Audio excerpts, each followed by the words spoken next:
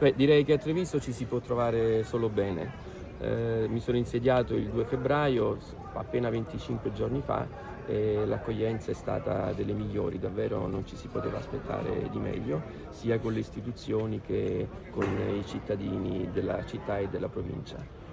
Oggi abbiamo commemorato per la prima volta il nostro compleanno, l'87° compleanno del Corpo Nazionale dei Vigili del Fuoco, fondato nel 1939. Da oggi e per sempre avremo la nostra festa ogni anno, quindi un altro appuntamento fisso da segnare in calendario. Il 27 febbraio i Vigili del Fuoco si aprono alla collettività.